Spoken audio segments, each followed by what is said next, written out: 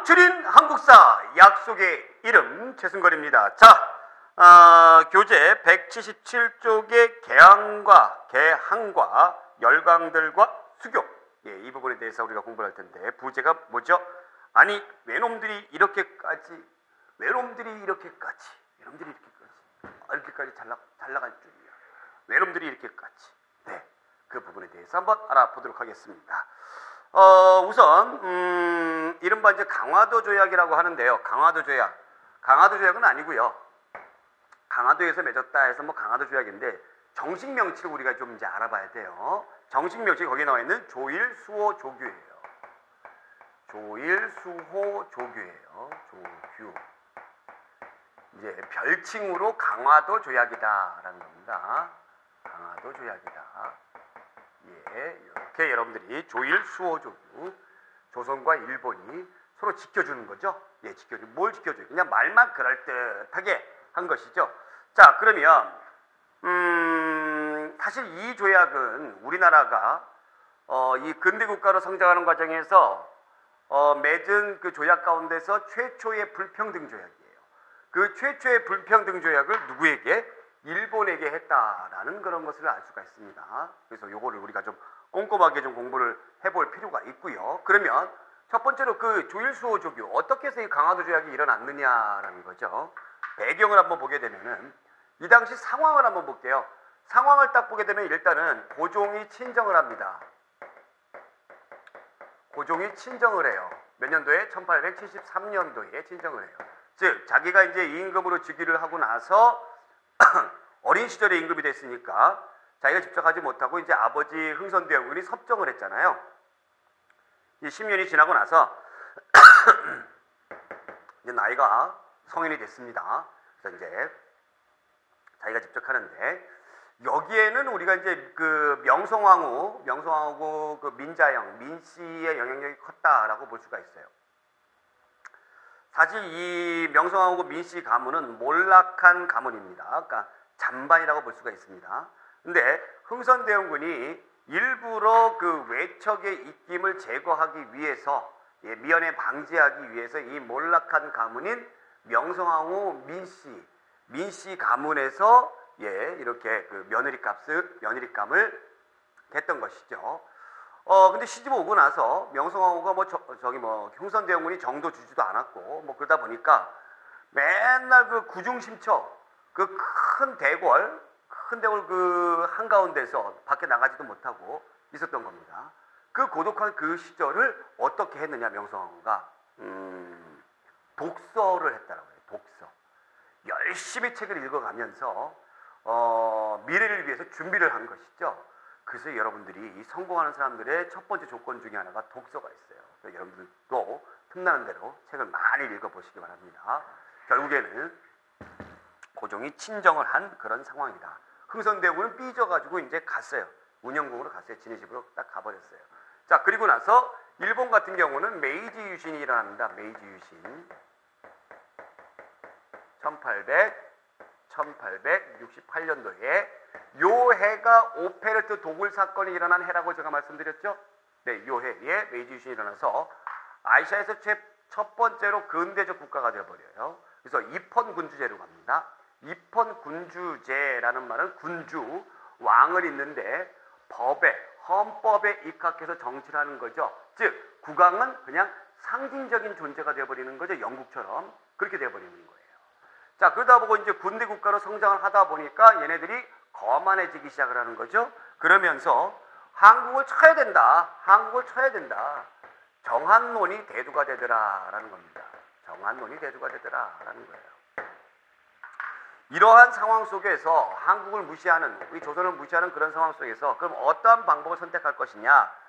자기네들이 당한 방법을 똑같이 써먹자라고 이야기를 해요. 그러니까 일본 애들이 자기네들이 당한 방법이 뭐냐면, 미국 함대가 와가지고 대포를 뻥뻥 쏴가지고 빵빵 쏴가지고, 뻥뻥이 아니라 빵빵 쏴가지고 일본 애들이 깜짝 놀라서 문호를 개방하거든요. 그래서 그 방법을 그대로 써먹자라고 이야기를 하는 겁니다. 정한론. 그래서 일으킨 사건이 바로 운요 사건이다라는 겁니다. 운요 사건이다.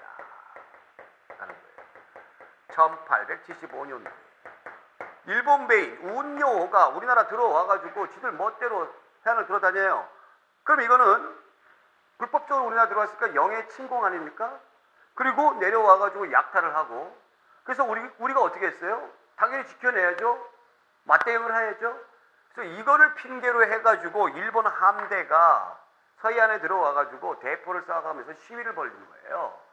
당시의 집권 계층이었던 고종과 그 다음에 명성황후가 어쩔 수가 없다 해가지고 강화도 조약을 맺게 되더라라는 겁니다.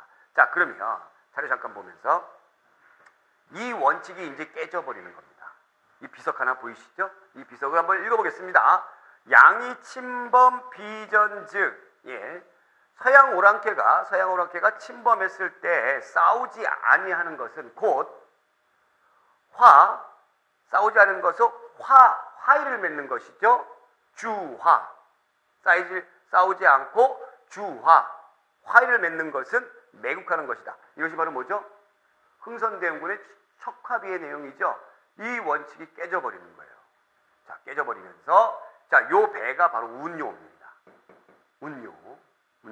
운요라는 배다라는 거. 그래서 결국에 강화도에서 이렇게 조약을 맺더라. 강화도 조약의 당시의 어떤 그림의 내용이에요. 그림의 내용. 조약을 맺더라라는 거죠. 그러면 일본이 그 무력으로 시위를 해서 조약을 맺었기 때문에 이 조약의 내용들은 우리한테 유리한 게 단 하나도 없겠죠. 그런 것들을 우리가 내용을 놓고 한번 공부를 한번 해보자라는 겁니다. 그 내용들이 교재에 나와 있는 내용들이기도 하고 제가 이렇게 정리를 좀 해봤어요. 강화도 조약 정식 명칭은 뭐라고요? 조일 수호 조규구이.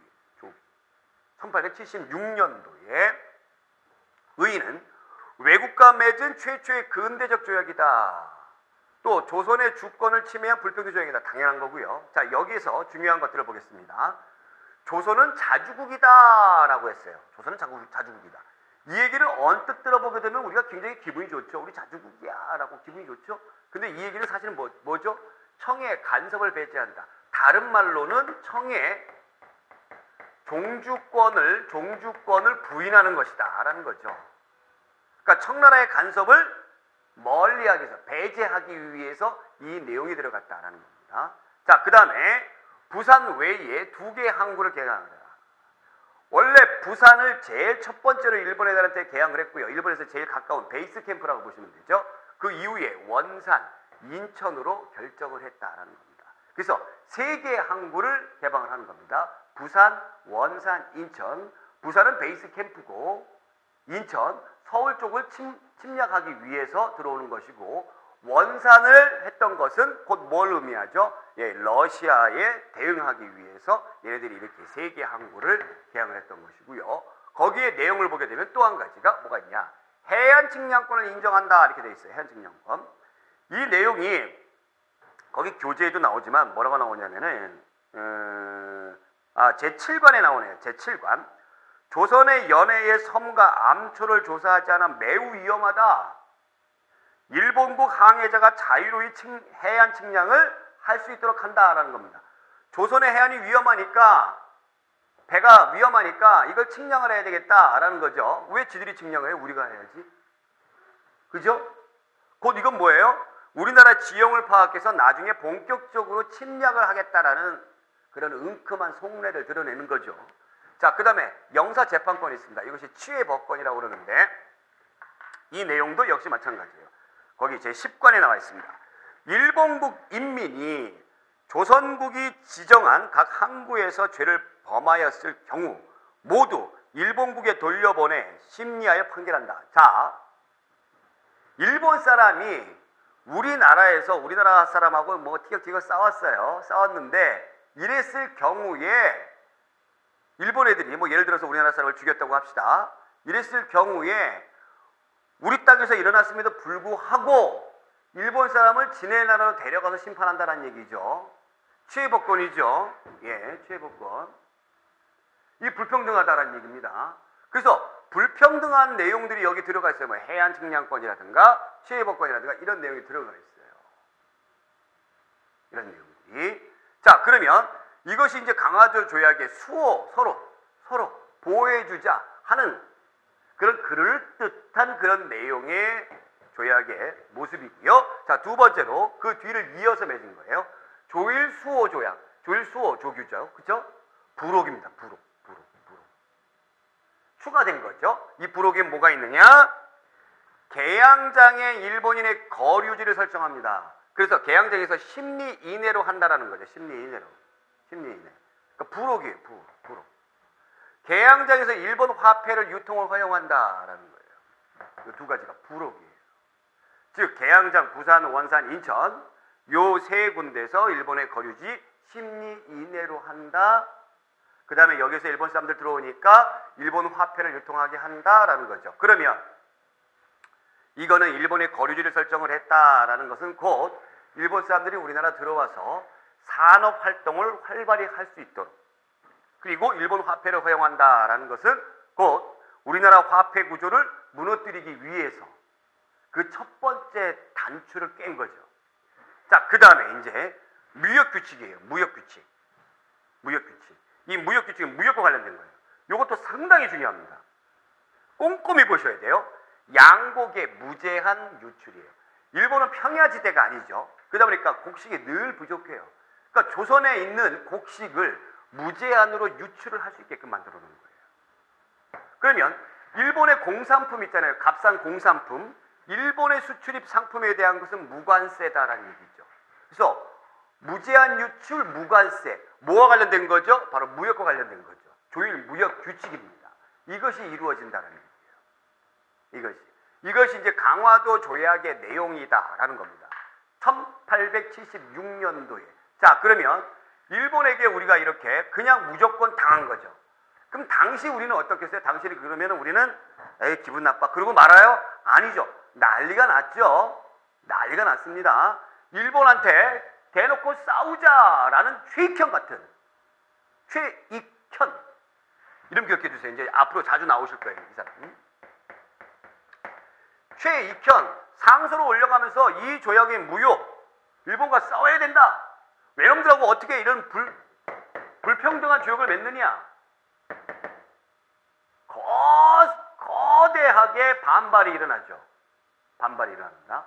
자, 또 한 가지는 뭐냐면, 그러면 일본이 우리나라에 들어온 거를 우리나라만 걱정하고 우리나라만 기분 나빠하고 우리나라만 자존심 상해하느냐? 그거 아니죠. 바로 누구?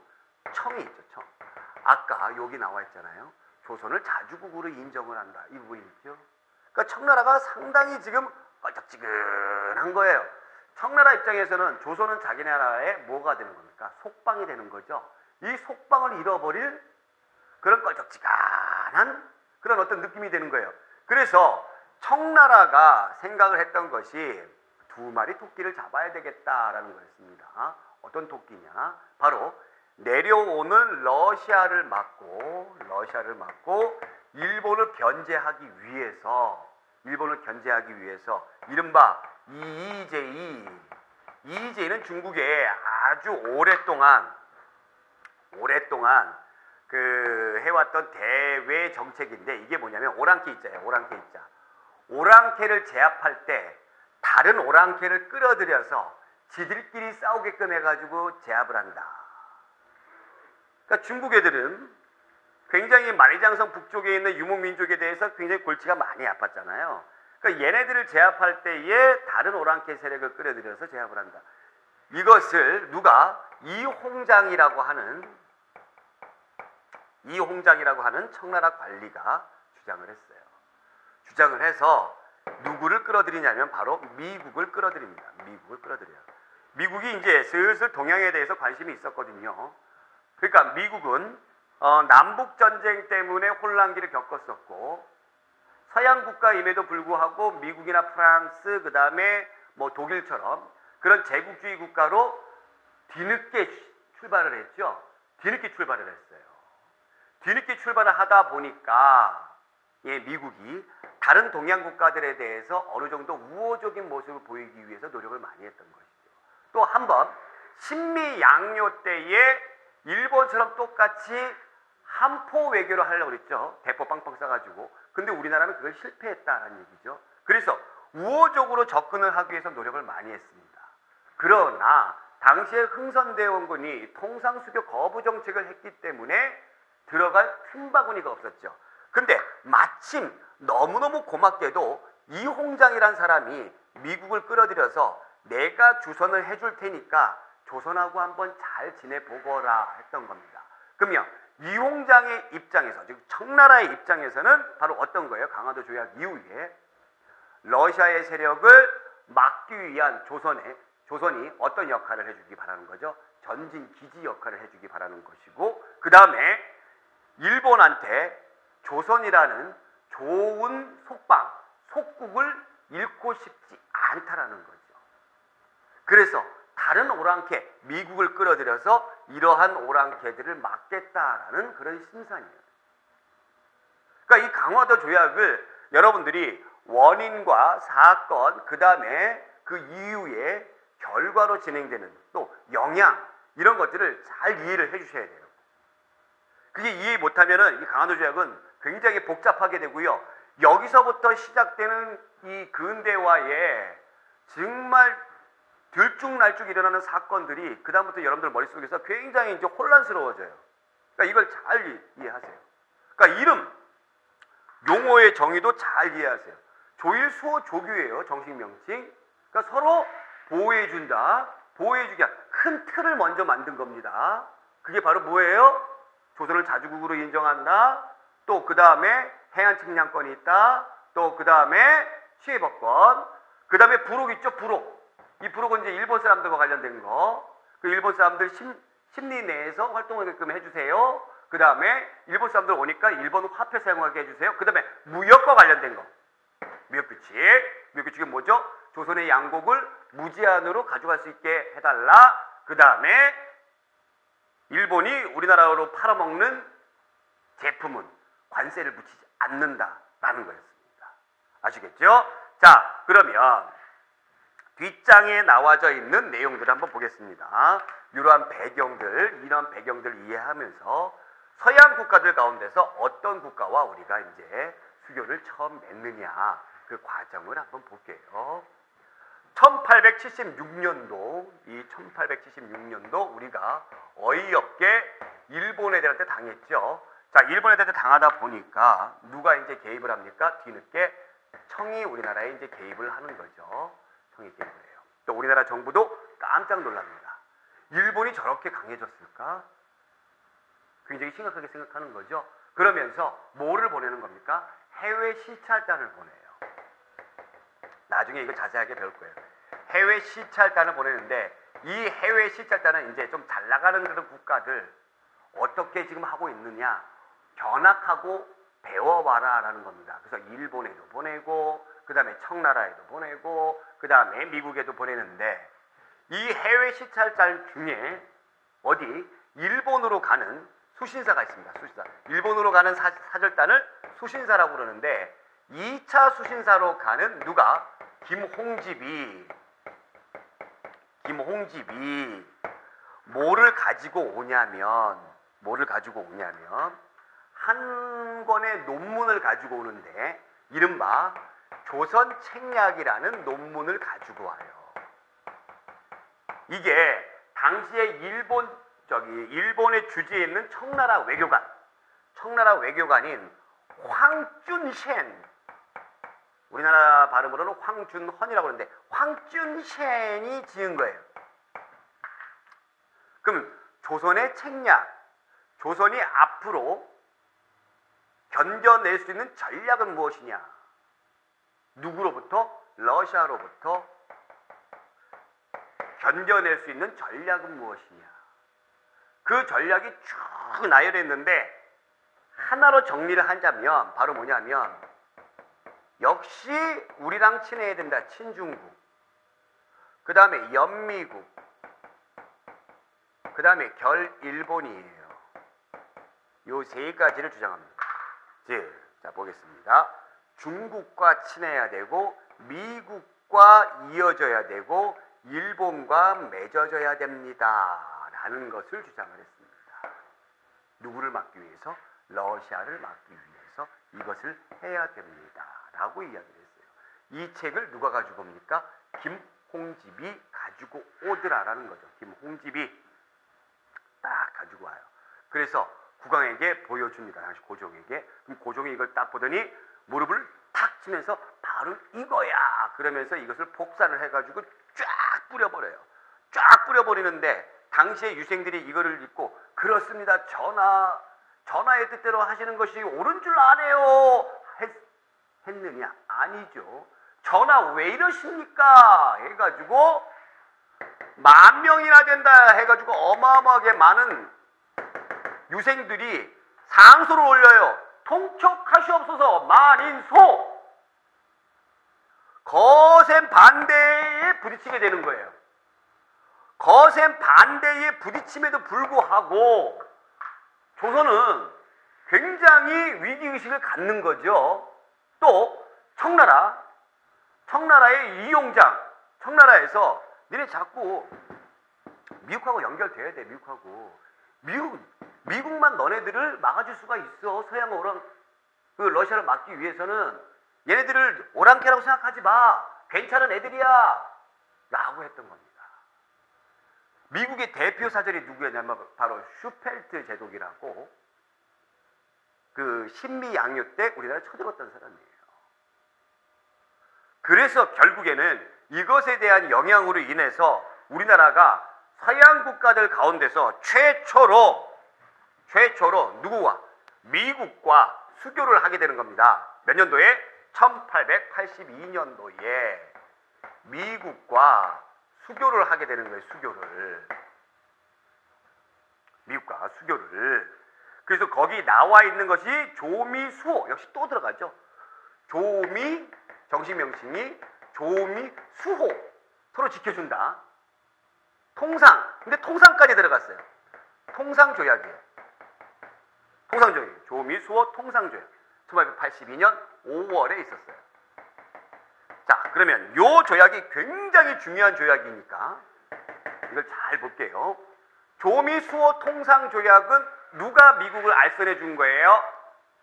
청나라가 알선해 준 거죠. 그래서 우리나라하고 그 다음에 미국하고 사람들이 모여가지고 인천에서 제물포에서 맨 처음에 뭐 탄진에서도 만났는데 결론적으로는 이제 제물포에서 회담을 하는데 미국 사람은 우리나라 말을 모르죠. 우리나라 사람들도 영어 할 줄 아는 사람이 없죠. 그렇죠? 없습니다. 그러다 보니까 청나라 관리가 미국과 우리나라 사이를 오고 가면서 통역을 했던 거예요. 아시겠습니까? 그 통역을 하면서 나타난 것이 바로 조미수호 통상조약이다. 그러면 이 내용을 한번 보면은 첫 번째로 수호니까 서로 지켜주는 겁니다. 지켜줘. 거중조정이 있습니다. 거중조정은 바로 뭐냐면 제3자가 조정을 해준다라는 거예요. 그게 거중조정이에요. 제3자가. 여기 제3국, 제3국이죠. 그래서 서로 양국 중 한 나라가 제3국의 핍박을 받으면 서로 돕고조정한다. 즉 미국이 영국하고 싸워. 그 영국의 핍박을 받아. 그럼 우리가 이제 미국을 도와준다라는 거죠. 반대로 우리가 또 다른 나라의 핍박을 받아. 그럼 미국이 도와준다라는 얘기죠. 이게 거중조정이에요. 이 내용은 곧 뭐와 비슷한 거죠? 한미 군사동맹하고 비슷한 거예요. 군사동맹과 비슷한 거죠. 조선의 입장에서는 이거 굉장히 의지했어요. 아, 이거 좋다. 이거 좋아. 좋다. 의지했어요. 그런데 이것이 결국에는 미국 애들이 얍삽한 수작이었다는 얘기죠. 그 증거가 나오는 거죠. 어떤 증거가 나옵니까? 일본 애들이 우리나라를 침략을 했을 때, 나중에 구한말 때 을사조약이라든가 이런 침략을 했을 때에 우리나라 정부가 미국에 이 침략의 부당함을 알리기 위해서 특사를 파견해요. 헐버트라는 사람을. 근데 미국 대통령이 만나주지도 않습니다. 소용없다는 거죠. 그죠? 어찌됐든 이것을 맺었다라는 겁니다. 자, 두 번째로 관세를 부과한다라는 얘기죠. 관세. 우리나라 제품, 미국 제품 서로 무역을 통상을 하잖아요. 어디 가죠? 통상. 여기 통상하잖아요. 통상. 그죠? 통상하죠? 통상하면은 들어오면은 서로 이제 뭘 매긴다? 관세를 매긴다라는 얘기예요. 관세를 부과한다라는 거죠. 일본하고 맺었던 통상에서는 뭐가 있었어요? 무관세였죠. 다른 조약 내용이에요. 근데 이게 굉장히 중요해요. 왜 중요한지 잠시 후에 이제 보기로 하고, 그 다음에 똑같습니다. 치의법권. 그 다음에 최혜국 대우입니다. 최혜국 대우. 최혜국 대우. 조약 체결 이후에 제3국에 부여한 가장 유리한 조건을 조약 상대국에도 부여한다. 최고의 혜택을 준다라는 건데, 최혜국 대우는 뭐냐면, 이 조약을 맺었죠. 미국하고 이 조약을 맺었죠. 그럼 그 이후에 다른 나라도 어떤 조약을 맺어요. 그러면 이 조약 내용과 비슷하게 가야 된다는 얘기죠. 다른 애만 유독 주는 거 아니다라는 얘기예요. 근데 그 나라한테 어떤 국가와 국가 간의 특수성이 있잖아요. 그 나라한테 어떤 특혜를 더 많이 줬어요. 더 많이 줬으면 얘네한테도 다시 조약 내용 수정해서 걔네하고 비슷한 혜택을 줘야 된다. 이게 최혜국 대우입니다. 자, 그러면 이 최혜국 대우 이 조건이 어떻게 튀냐면 이렇게 튄다는 얘기죠. 일본과 체결한 조약과 다르죠. 관세부가. 그 일본에 대한 무관세죠. 그렇기 때문에 비슷하게 맞춰줘야 되겠죠. 그래서 일본 애들도 역시 관세를 매기게 되는 겁니다. 유관세를. 일본들 입장에서는 좋아요, 안 좋아요? 안 좋아요. 그죠? 안 좋습니다. 그리고 양국의 무제한 제출, 무제한 유출, 그거를 막기 위해서 어떻게 하냐면, 그래, 우리나라 양국을 가지고 가. 근데 우리가 곡식이 없을 때도 있겠죠. 그때에 뭐가 있어요? 일본 애들한테 방공령을 실시하겠다라는 규정도 새롭게 만들게 된 거예요. 방공령은 그 지역에 있는 관리가, 그 지방에 있는 관리가 곡식의 유출을 막는 명령이에요. 예를 들면 뭐 함경도면 함경도, 아니면 뭐 경상도면 경상도, 이런 관찰사가 있겠죠. 이런 관리들이 일본 애들이 곡식을 뜯어가는데 그러면 우리나라 사람들이 먹고 살 게 없어. 그러면 언제 1개월 전에 일본 애들한테 통보를 합니다. 통보를 해서 이거 통보해서 이제 1개월 후부터는 그만 가지고 가. 이거를 방공령을 하기로 일본하고 약속을 한 거예요. 약속을 한 겁니다. 이거 잘 알아두세요. 아시겠죠? 자, 그러면 여기까지 딱 됐는데 여기에서 몇 년도죠? 82년도 5월이죠. 그 다음 해에 우리나라에서 뭐가 일어나냐면 6월에 임오군란이라는 사건이 일어나는데, 이건 이제 나중에 더 자세하게 이제 공부를 하겠습니다만 간단하게 말씀드리면 군인들의 반란이죠. 우리나라가 막 개화정책을 해요. 개화정책을 하고 그 다음에 서양식 군대의 신식 군대인 별기군 같은 거 막 만들고 했어요. 그러다 보니까 구식 군대는 거들떠 보지도 않는 거예요. 월급도 안 주는 거예요. 무려 13개월 동안 월급을 안 줘요. 그래서 월급 주세요 딱 하니까 결국에 준다는 것이 쌀에 모래가 반이에요. 화딱지가 나죠, 구식 군대들이. 그래서 흥선대원군을 앞세워가지고 반란을 일으켰습니다. 그래서 명성황후가 죽을 뻔해요. 그 명성황후가 다시 집권하기 위해서 누구한테 부탁을 하냐면 청나라 군대에게 부탁을 해요. 그래서 청나라 군대가 우리나라 들어와서 임오군란을 진압을 합니다. 그러면 청나라는 그냥 공짜로 해줘요? 공짜로? 그러지 않죠. 그래서 얼마 안 있다가 8월 달에 청나라 애들이 뭐를 하냐면 조청 상민 무역 장정을 하는데, 우리나라와 이걸 맺는데 잘 보세요. 조청 상민, 조선과 청나라가 장사하는 거죠. 장사 상민 무역과 관련된 조약을 맺은 거예요. 여기에서 가장 주목되는 부분은 딱 이겁니다.